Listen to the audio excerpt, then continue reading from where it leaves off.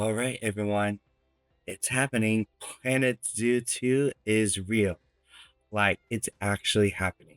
As soon as I saw the announcement, my first thought was, it's finally here. After all we've been waiting for and all the community speculation, we are finally getting true sequel. And honestly, this announcement feels big because it doesn't feel like Frontier just said, let's make Planet Zoo again with slightly better graphics.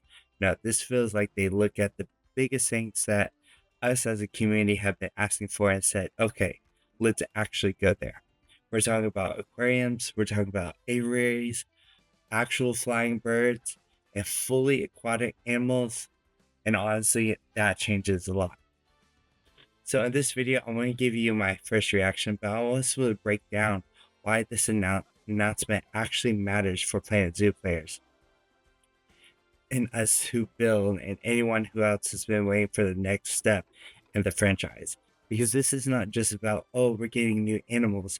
No, this is about Planet Zoo becoming a more complete zoo game. So aquariums are not just a new feature. This is one of the biggest additions because this changes how we think about zoo design. In Planet Zoo 1, most of the game was built around land habitats. Even when we got semi-aquatic animals, we're still building mostly traditional habitats with now larger and deeper water areas. But Planet Zoo is going to change all that. With aquariums, we can now think about full indoor marine spaces, freshwater and saltwater, reef displays, how we're going to build our aquarium buildings, underwater viewing areas, and entire sections of the zoo that will feel completely different from anything that we could build before. And that is a huge creative shift.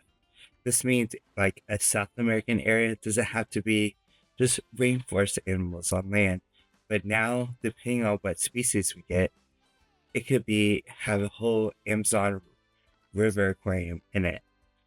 And also like even an Australian section doesn't have to have outback animals, but now could have a Great Barrier Reef inspired exhibit as well. And you think even a zoo entrance could open with a massive aquarium wall, or a kids area could have small educational tanks, discovery exhibits. That gives us builders more way of storytelling options. The value here is simple. Aquariums make the zoo feel bigger, deeper, and more complete. And what we've been shown, the aquatic animals already look like they're getting a lot of attention. We see animals like, we're hearing that we're getting animals like the black-tipped free shark, the hawksbill sea turtles, the ocean sunfish. We're getting possible uh jellyfish, maybe. We're getting yellow tanks and other schooling fish mentioned in the announcement. We're also getting what looks like the water mechanism is so much improved. If you look at even during the 24 announcement, you can see that there's been this shift. Now, let's talk about aviaries because that might be the most exciting part. Because birds have always felt like the missing piece in Planet Zoo. Now, yes, we had penguins, we had ostriches, and big land birds, flamingos, and that kind of thing. But we didn't have the smaller species of birds that we think about when they fly.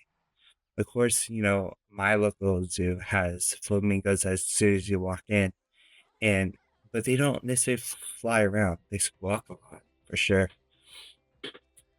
But it's exciting that we're actually getting birds that will be able to, looks like, take off, fly a path, and land and perch on trees. Now, this is going to make our zoos even feel more real because you'll be able to hear them, we'll see them fly, and we can design aviaries for real for the first time. And it looks like that mechanism is gonna be kind of automated, far as like automated nets and stuff like that, maybe.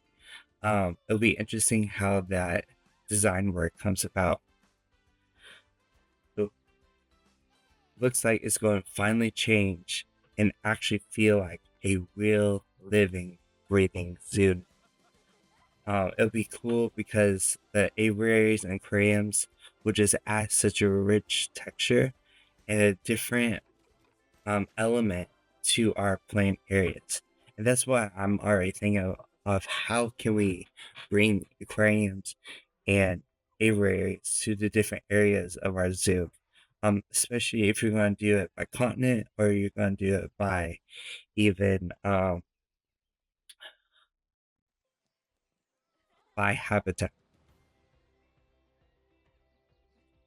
Now we see that the main kind of bird we get introduced is the toucan, and that's a great animal to have in bird because they're so lively in their personality already, and so their beaks are also so um colorful and add some vibrancy. We also know that this is going to be kind of rainforest bird, so it'll be interesting how we can incorporate them. We also looks like we get in the secretary bird, which fits in African areas. We're also looking if you get the deluxe edition, you get the golden eagle, um, which fits in multiple different continent areas. Um, now the Now, the wildlife reserve aspect of the game will now give you even more purpose and more design creativity. This feature surprised me the most because we don't really have this concept of wildlife preservations in there. So it'll be interesting how we adapt and create on that side. Thanks. Uh, Planet Zoo always had a heart of conservation, and this just takes that deeper level of it. And so it'll be very interesting how that plays out.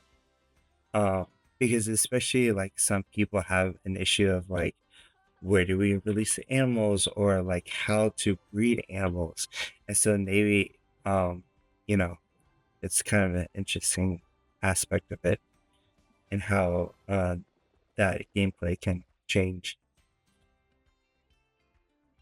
Now, another thing that stood out and that was mentioned is the returning old themes and some new themes um, that might not necessarily be so exciting for some of y'all, as far as like, the animals that we're getting.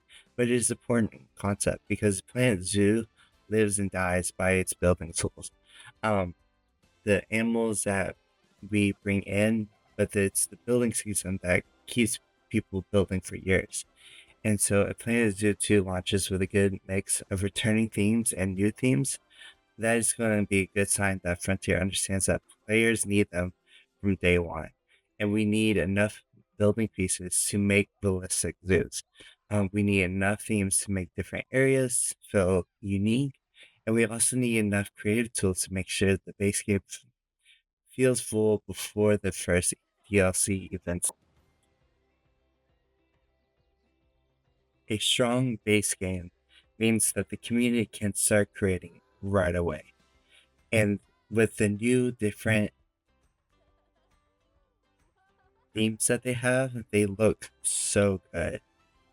So first off, we kind of have like the base of the Planet Zoo theme, um, which is basically all your essentials from the base of the game. And then we have North, which kind of represents the Antarctica pack from the first game. It's I like it because it's definitely more redefined and has more a modern touch to it. I think that's what we see across in all these new themes. The rendition of coming from Planet Zoo 1 to Planet Zoo 2 is that they're a little bit more redefined and a little bit more modernized. We can tell in East, it's definitely the detail is there, but also the hints of even something a little bit new as well. Um, Even with the South, it's kind of funny because like no one has kind of pointed out that this, reference north, south, east, and west as a compass. So that might be something, a direction that Planet Zoo 2 is coming from, is not necessarily pointing out particular continents, and maybe we will see this in future DLCs that it might not be continent based or habitat based, but just in general of where they come north, south, east, or west. Um, so south being more an African type pack, um, inspired, but also it could hit different areas, especially like even deserts as well. And west, you can definitely see its influence from North America in our national park kind of feel. And that kind of, it touches on that. And then also, but I feel like, again, how I said before, it's very more modernized. And so I think that's what we're moving away from a little bit, I would say, not necessarily whole cartoony look or feel, but we're getting a little bit more realistic and modern. Also, looks like if you look at kind of like the pictures, we get more different door pieces uh, by chance. And so that might be interesting. We also see different windows, but we also probably also see the same windows, maybe just interpreted uh, different way.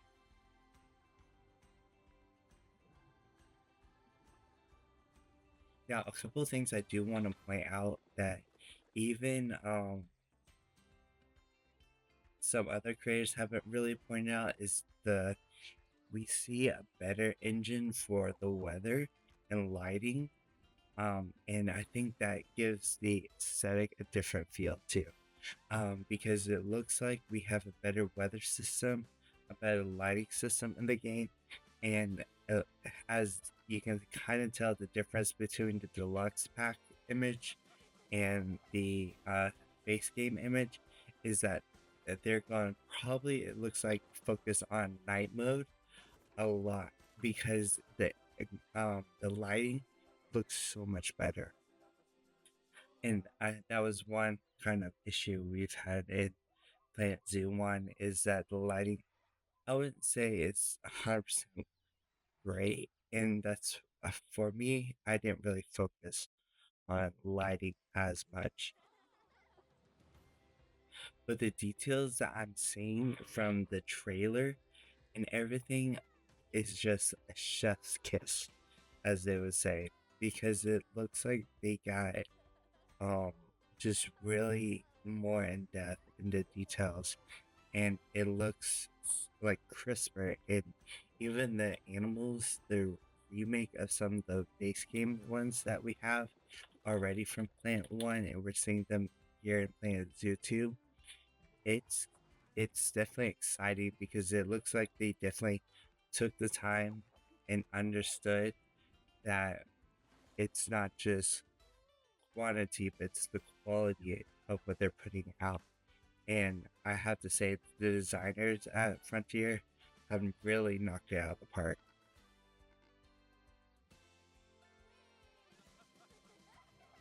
Now, the next thing I would love to see is the actual gameplay and how it might change. Not because I'm trying to be negative, but because the gameplay will allow us to show how deep these systems are going to be. How the aquarium building of aquariums work, how creating aviaries work, and how just how it all interacts together. And especially if you have played Planet Zoo in the past, you know that pathing has been an issue or slightly could be better. And so that's what I would love to see, um, the actual building of it. Overall, I think Planet Zoo 2 has the potential to be exactly what the community has been waiting for. And it looks like Frontier took the biggest misses from Planet Zoo 1 and built the sequel around it. And I think that's so I can't wait to see what Frontier has done with this new version in the sequel. So if you're excited for Planet Zoo, just as I am, please make sure you like and subscribe. Hit that bell for notification. And you don't want to miss what's coming. We're going to talk about everything as they release, and this is just the beginning. So thanks for watching, and I'll see you in the next